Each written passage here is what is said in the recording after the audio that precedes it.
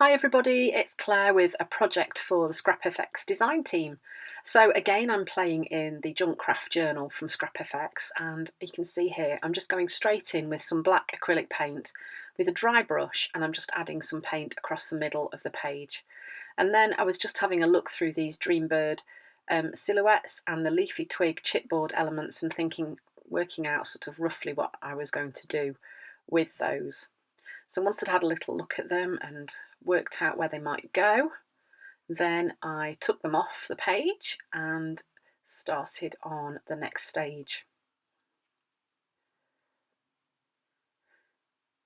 So I added some collage paper to the background, and this is the Monogram Modern collage paper from ScrapFX, and I'm just adding a few pieces of that on top of the black paint, just using this to break up the background that I've put down.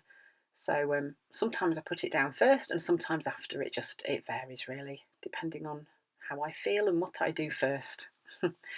So once I'd done that, then I used this stencil, which is also from ScrapFX. It's called Segment Circles, and I'm just using that with some white paint and a blending tool and just adding a bit of stenciling onto the page, overlapping where the collage paper is onto the black background as well, just again helping to break up the background. So you can see it's a bit of a monochromatic theme at the minute, but that's all about to change. So you see my very expensive spraying booth, which is actually just part of a cardboard box, which I can fold flat so it stores a bit better in my room. So I've just sprayed these leafy twig chipboard elements from ScrapFX with some Rouge gloss spray from Dina Wakley, then using the same spray to add some splatters. So this is the bird mask stencil from ScrapFX, and I'm just adding some text stenciling onto the page over the top of the bits of collage. So it's just building up the layers that are there.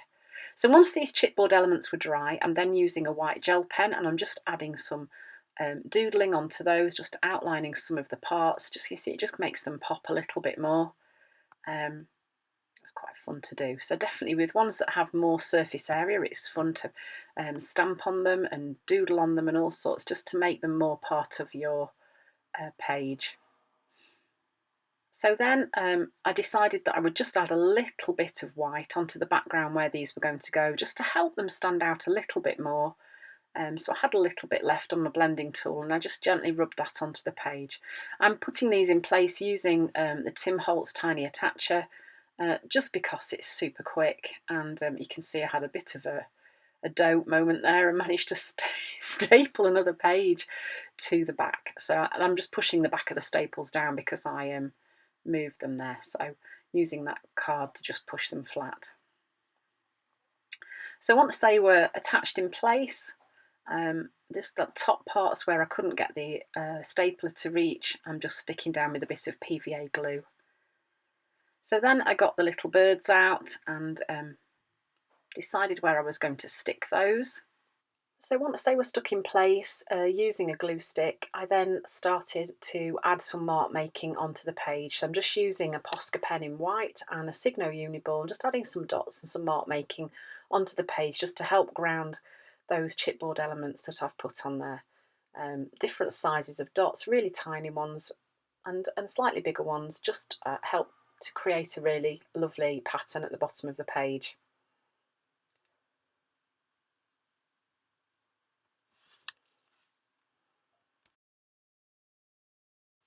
So then I'm just using the bird mask stencil, and I'm just stenciling through some of the text and writing off that stencil onto this piece of white printer paper. I'm then just going to cut out and select just some of the words that I want to use and stick those in place using a glue stick. Sometimes that's a safer option than stenciling straight onto your page if you worry about perhaps it not going quite right when you've spent all this time creating your page, and then the last moment when you're stenciling it goes a bit wrong. So this can be a safer option.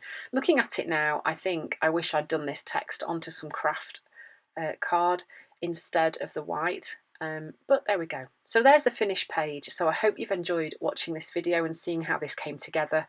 Thanks again for watching, and I'll see you again soon.